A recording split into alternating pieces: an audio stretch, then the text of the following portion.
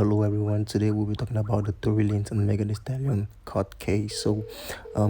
Recently in the court, a witness who actually saw what happened, that is, who was not actually connected to Megan Thee Stallion nor Tory Lanez, was called up to speak in court today. He explained it as he saw, though the story wasn't clear enough, but from what I actually saw or read, it actually gives me some sort of tip about everything that happened. Right into it, we will talk about what he saw. So he explained that at the beginning of the incident, two shots got fired while Tory Lanez was still in the car.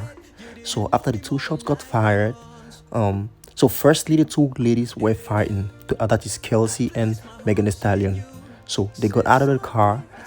Megan Thee Stallion was first of all being Kelsey. Then later on, Kelsey got onto Megan Thee Stallion, and Megan Thee Stallion, because she was beaten, she got at the other side of the road crying. So now he says after Megan Thee Stallion goes across the road, that's when Tory Lanez comes out of the car and tries to separate the fighting and everything, because Kelsey didn't just stop after Megan Thee Stallion crossed the road. It shows Kelsey, she went across the road, and so and then he says that when Tory Lanez came, other shots were still fired, I think 2 extra shots, making a total round of 5 shots. Then now, furthermore, as the questioning was going, he got asked the questions in another form. He now explains that Tory Lanez shot 5 shots, but the whole scene, which was 5 shots, were recorded. But he said when Tory Lanez came out of the car, Tory Lanez had 5 shots into the air. He was being crazy and stuff, but it doesn't actually match the whole story. So the witness actually has 2 stories to tell, and I don't really know who to believe at this point, being that Kelsey hasn't been truthful all along. Megan Thee Stallion, we cannot trust her as well with her word. Tory Lanez don't want to talk anything, and now the witness has 2 stories.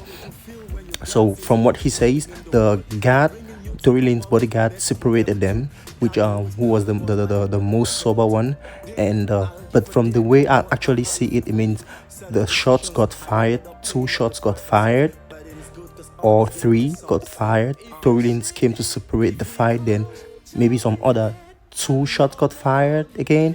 Then Tory Lanez, and he actually explained that Tory Lanez, the bodyguard, and Kelsey crossed over the road, went to Megan Thee Stallion and started beating her up. Then later on took her into the car and drove off. So what I understand is that actually shots were fired, but from who? I think Kelsey, allegedly.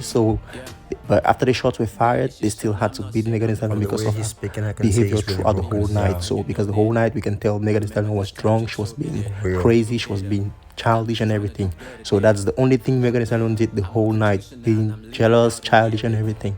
So the shots were fired by Tory Lanez. I think shots were fired by the guard. I think shots were fired by Megan Thee Stallion either. She wouldn't shoot herself. And shots probably got fired by Kelsey. And it also shows that the gun wasn't registered, so we don't know. I don't know how a gun is not registered. So you just look up the serial number and you know where the fuck the gun came from. Yeah, so that is practically what is happening. No one want to say the truth, because the witness, when questions were being asked to the witness, the witness says that he didn't know that he was being recorded at the time of the questioning. How does that matter? So if a camera is in front of you, you're gonna say something else, and if the camera is not in front of you, you're gonna say something else. What did I say? Whatever. So that is just it. So please share what you think about it. This is still not edited version of my voice recording. I hope y'all like what I covered up today, and please subscribe, and we cover the next case as soon as possible.